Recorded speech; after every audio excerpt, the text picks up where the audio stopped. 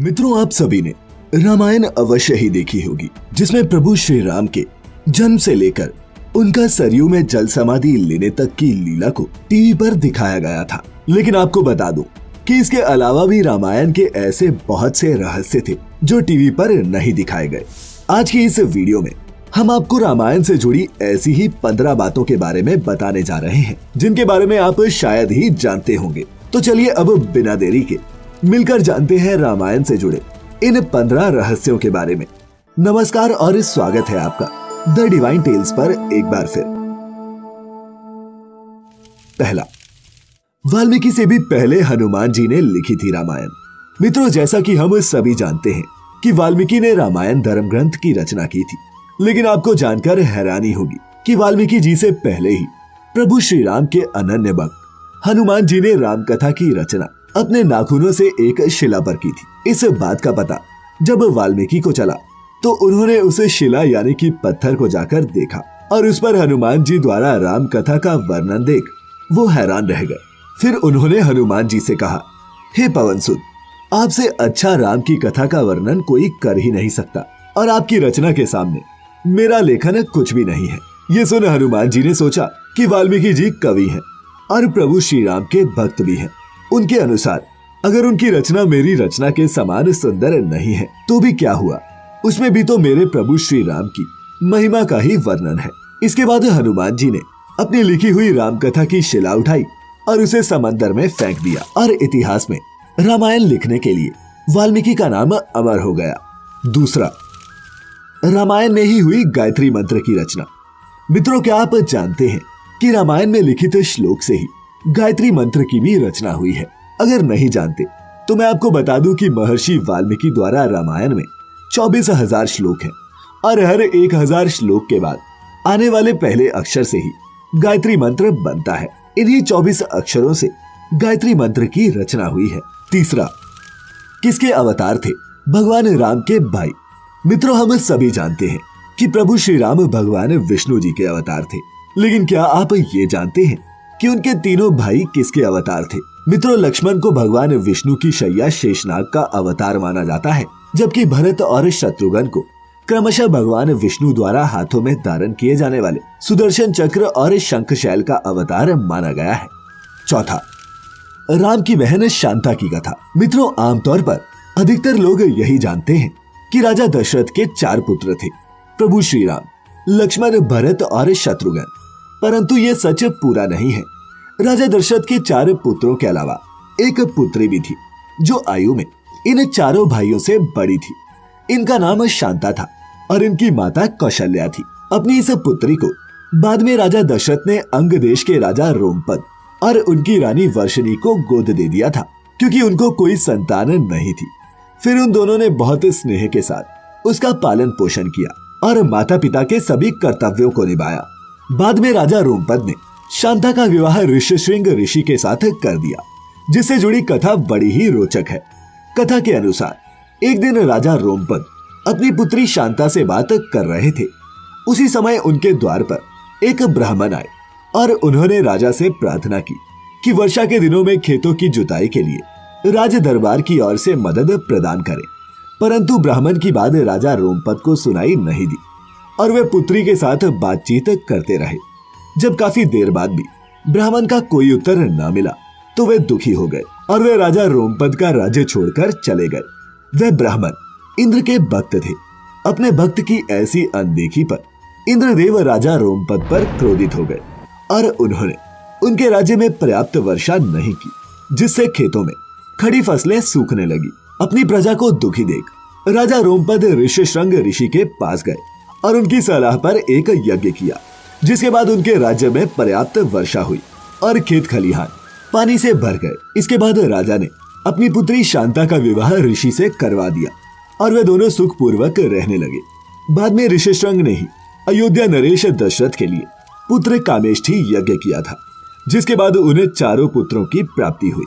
पांचवा, क्या था सीता के स्वयंवर का कारण?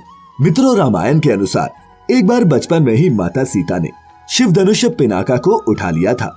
ये देख मिथिला नरेश राजा जनक ने उसी समय ये तय कर लिया था कि वे अपनी पुत्री का विवाह ऐसे वीर से करवाएंगे जो इस शिव धनुष को मेरी पुत्री की तरह आसानी से उठा सके। यही कारण था सीता के स्वयंवर में यही शर्त रखी गई, और जो उस शिव धनुष को उठा पाया उसी ने सीता से विवाह भी किया। और जैसा कि आप सभी जानते हैं कि भगवान राम ने ही उस शिव धनुष को उठाकर माता सीता से विवाह किया था। छठा, रावण भी पहुंचा था सीता के स्वयंवर में। मित्रों, आपको बता दूं कि उस समय के कई राजा सीता के स्वयंवर में भाग लेने जनकपुर पहुंचे थे, जिसमें रावण भी मौजूद था। ऐसा माना जाता है कि मंदोदरी के रोकने के बावजूद लंका नरेश रावण सीता के स्वयंवर में पहुंचा था, परंतु उस समय के सबसे शक्तिशाली योद्धा के रूप में जाने जाने वाले रावण भी अन्य राजाओं की तरह शिव धनुष पर प्रत्यंचा चढ़ाने में असफल रहे थे।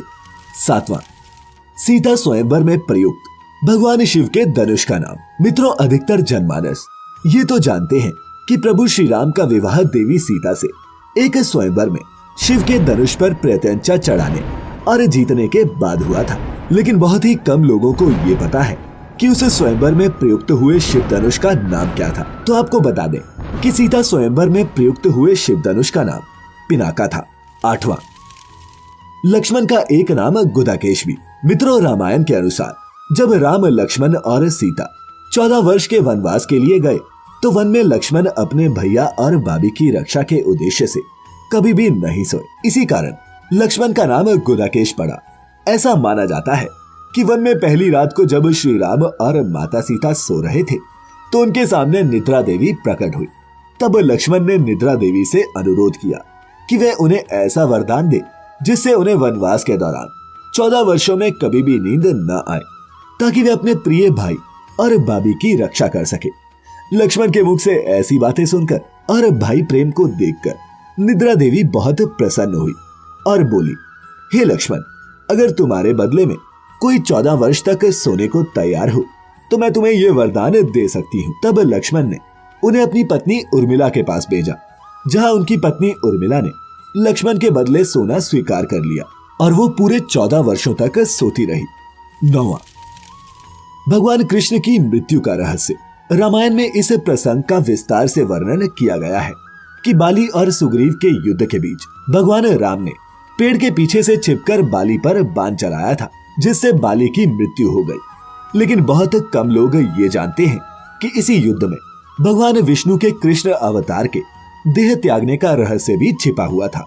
दरअसल बाली की मृत्यु के बाद जब ये बात उनकी पत्नी तारा को पता चली कि श्री राम ने छिपकर उनके पति का वध किया है, तो उसने क्रोध में आकर प्रभु श्री राम को यह श्राप दे दिया कि जिस प्रकार उसके पति की मृत्यु हुई है, ठीक उसी प्रकार अगले जन्म में आपकी भी मृत्यु होगी। और महाभारत में हमें इस बात का उल्लेख मिलता भी है कि एक शिकारी के बाण लगने के बाद ही भगवान श्री कृष्ण ने देह त्यागी थी।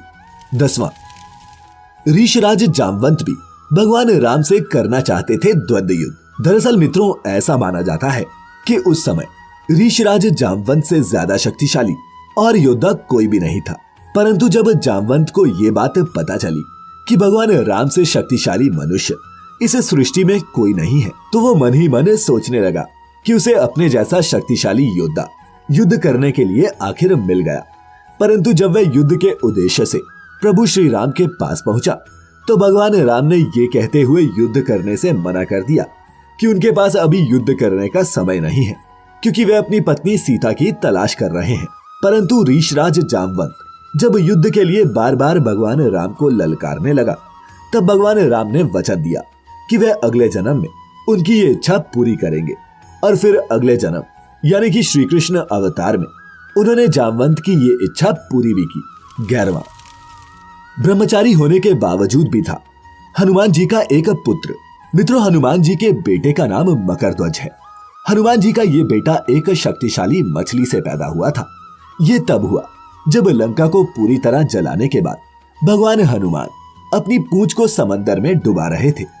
ऐसा माना जाता है कि उस समय मकरध्वज नाम की मछली ने उनका पसीना निगल लिया, जिसके बाद ही उनके पुत्र मकरध्वज का जन्म हुआ।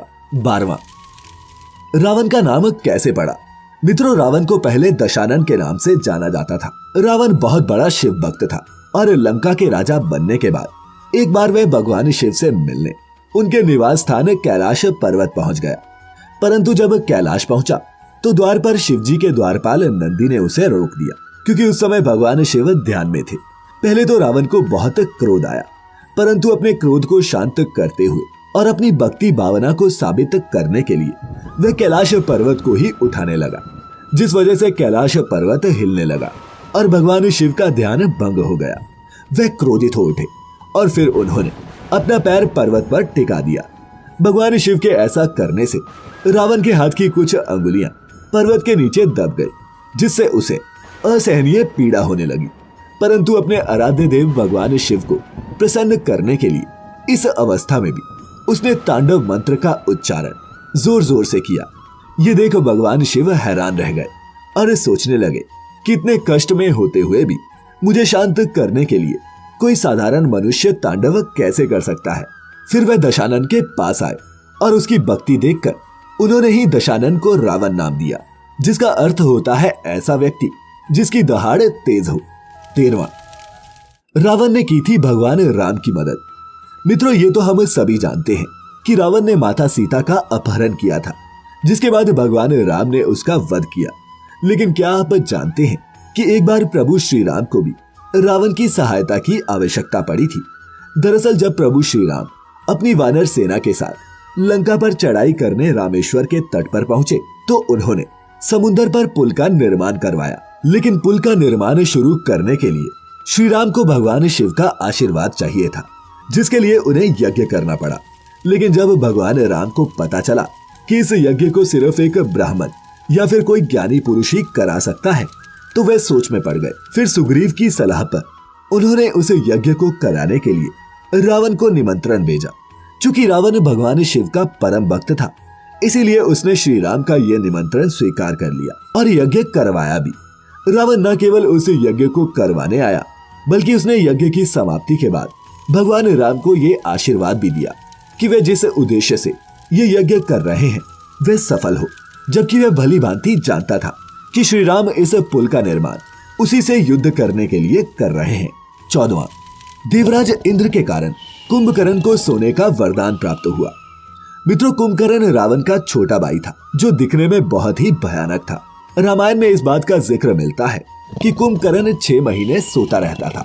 लेकिन क्या आप जानते हैं कि वे 6 महीनों तक किस कारण सोता था? रामायण में वर्णित कथा के अनुसार एक बार कुंभकर्ण की तपस्या से प्रसन्न होकर ब्रह्मा जी उसके सामने प्रकट हुए और उन्होंने उसे वरदान मांगने को कहा। उधर देवराज इंद्र को इस बात से डर लगने लगा कि कहीं कुंभकर्ण वरदान में इंद्रासन न मांग ले।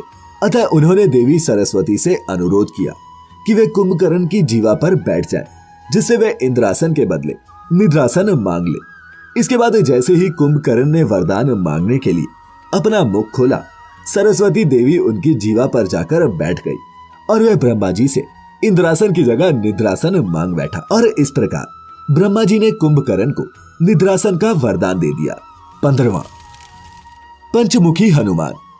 मित्रों, लंका युद्ध के दौरान रावण का भाई अहिरावण राम और लक्ष्मण का अपहरण कर उन्हें पाताल लोक ले गया था। फिर उनको खोजते हुए हनुमान जी भी पाताल लोक जा पहुंचे, लेकिन द्वार पर उनको अपने ही पुत्र मकरध्वज से युद्ध करना पड़ा, जो उस समय पाताल लोक के द्वार पर पहरा दे रहा था।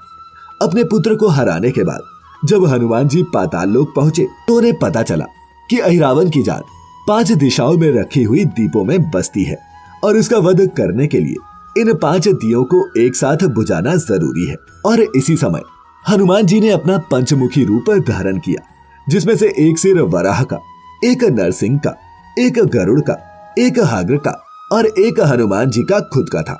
इस पंचमुखी हनुमान से हनुमान जी ने एक साथ 5 दीपों को बुझा दिया और फिर वहां से भगवान राम और लक्ष्मण जी की जान बचाई। तो मित्रों, क्या इस वीडियो को देखने से पहले आप रामायण के इन रहस्यों के बारे में जानते थे? अगर हाँ, तो हमारे साथ नीचे कमेंट्स जरूर साझे करें। साथ ही ऐसी ही और भी आध्यात्मिक और धार्मिक वीडियोस देखते रहने के लिए सब्सक्राइब करना ना भूलें the Divine Tales YouTube channel, और फेसबुक पर देखने वाले लाइक करें हमारा Facebook page the Divine Tales Hindi. फिलहाल आज के लिए बस इतना ही। अब इजाजत दें। आपका बहुत बहुत शुक्रिया।